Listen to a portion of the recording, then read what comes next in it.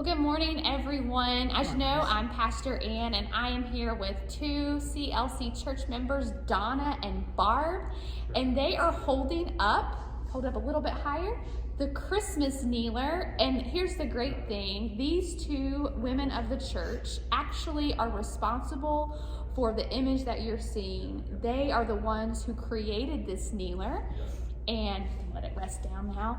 And I'll post some pictures of the kneeler with this video so that you can see it more clearly. And we hope you'll come by in the sanctuary and check all of the kneelers out. But I wanted just to sit down for a moment with Donna and Barb and share kind of why they got involved in the kneeler project.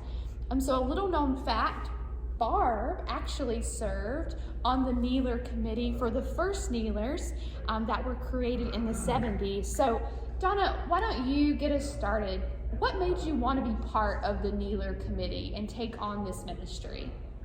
Well, I was asked originally to try to save our original. Right, those yellow gold kneelers that we all knew and loved. We made every effort, but the canvas, the yarn was fine, but the canvas was breaking down. Okay. So it became evident that we were going to have to.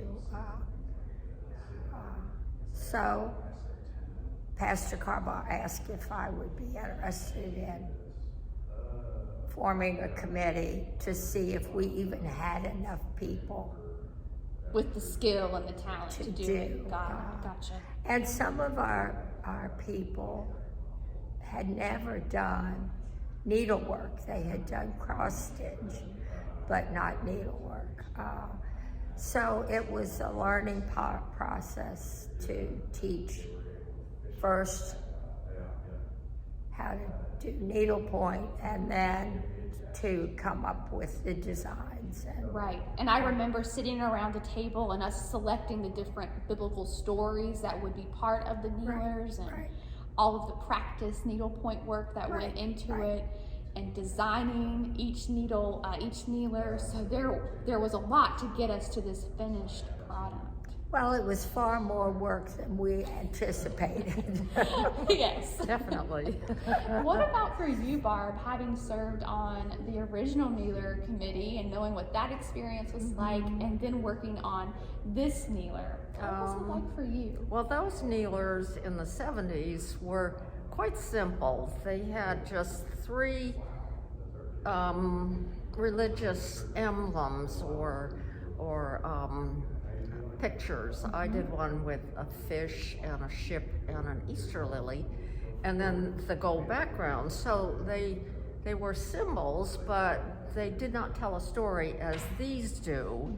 And the intricacy, of these pictures, just I look at them and say, I don't know how anybody. I just did the background, the dark blue background on this one, and one other I helped with one other one, but the detail in these just were so beautiful as I worked the background and watched, as I started at one end or the other and came this way, and actually saw the story unfold, and the central point being the Christ child's arrival, and just the number of stitches involved and how often you had to change your yarn color to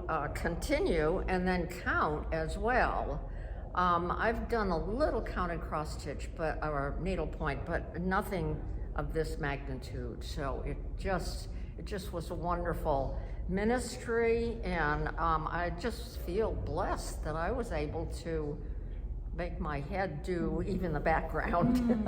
I'm not sure I could have done any of the design, just or fill in the details because of the story, because of the intricacy? Yes, thank you. You know how I feel in the pulpit now when I get tongue-tied. Yes, yeah. You know, and that's just it. One of the gifts of the new kneelers is that they really do tell the story of God's sacred story given in Scripture, and they highlight some of those key stories. So this is the Christmas kneeler. We see, as Barb already said, the Christ child surrounded by Mary and Joseph in the manger scene, and then on either side there's the shepherds and the wise men coming to see and worship and bring gifts to Jesus. And one of the things that I know about the kneeler team and the work that you all did that the rest of the congregation and those viewing the video might not know, is the majority of the work on the kneelers actually happened in your homes during the peak of the pandemic. You know, that 18-month span when we were all really distanced from each other. So I'm curious if working on this project, even though you were doing it in your individual homes, if you felt as you did the project, you were connecting with your church family. I wonder if that's true. Well, I think in part for me, we had the feeling of wanting to create this to help the children of our church. And hopefully it can be used as a tool during the children's message. Right. So kind of hoping about a day when we can all gather again in the sanctuary and the little children can come up and pastors can pull one of these kneelers and use it when those stories come up in the lectionary readings. Right. Excellent. Yeah. And I just think about all the various hands, both of yours included. Right. I had some family do it and fill in well, they were like, where and how, and I would show them, and you know, they just do a couple of stitches and feel like, oh, I was a part of that. So it was just I could share that, and then I would take it to Waynesboro and visit with family there and stitch away while we watched TV or while we visited at the table or wherever. So it became a witness in a way. Yes. You know, oh, what are you working on, Mom? Or oh, I'm working on this for the church, and an opportunity to talk about that story. The beauty of them all is just mind-boggling. You have to see them in person to appreciate. Hey, she said it. You have to see them in person to appreciate them, and that's so true. The pictures that I will post do not do justice. So check out the pictures if you're able. Next time you're at worship here in the sanctuary or over at the church for an outreach project or a Bible study, come up to the sanctuary and just take a moment to walk around and look at the beauty of the kneelers, to remind yourselves of those key Bible stories that the kneelers show pictures of. And the next time there's a big project at the church going on, Donna's message really encourages me to invite you to be part of it, even if you feel like, gosh, that's really reaching. I don't know that I have the skills to do that. I don't know if I'm the right person.